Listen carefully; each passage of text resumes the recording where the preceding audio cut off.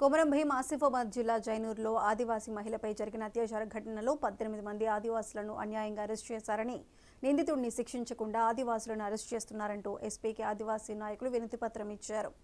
MLA Kova Lakshmi, మాజీ MLA ఆత్రం సక్కు, రాయి centre అధ్యక్షుడు మోతీరాం తదితరులు ఎస్పీకి వినతిపత్రం సమర్పించారు.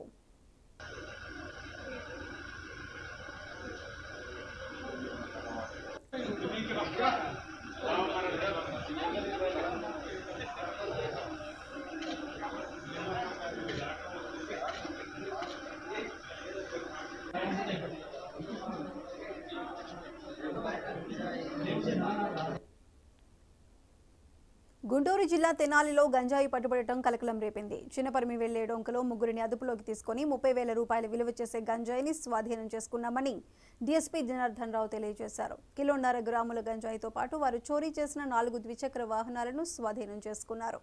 అరకులో కొనుగోలు చేసిన గంజాయిని తెనాలికి తీసుకువచ్చి చిన్న చిన్న పొట్లాలుగా చేసి విక్రయిస్తున్నారన్నారు. గంజాయి విక్రయాలు చేస్తున్నా కలిగి ఉన్న కఠినమైన చర్యలు ఉంటాయని డీఎస్పీ హెచ్చరించారు.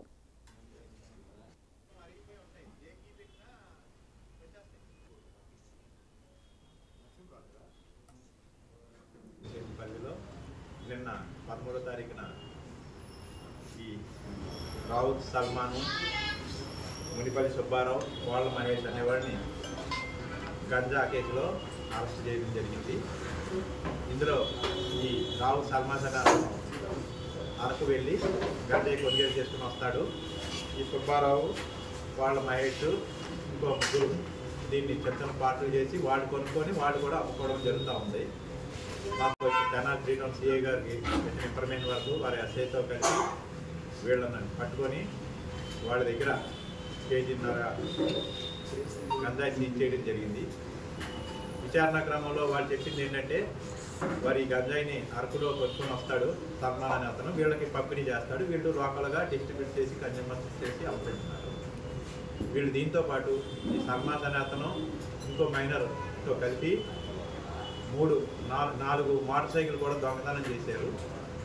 ఆ మోటార్ సైకిల్ని వాళ్ళు తీసుకెళ్ళి ఈ గంజాయి అమ్మే కొనలో చేస్తూ ఉంటారు. వాటిని కూడా మేము నిన్న ఇన్వెస్టిగేషన్లో భాగంగా 4 మోటార్ సైకిల్ కూడా సీజ్ చేయడం జరిగింది. ఈ కేసుని సమర్థవంతంగా చేసిన తెనాలి 3 టౌన్ సిఐ గారిని, వారి ఎస్ఐ గారిని, వారి సిబ్బందిని తెనాలి పట్టణం సబ్ డివిజన్ పోలీస్ అధికారిగా అభినందించడం. నిర్మల్ జిల్లా కుబీర్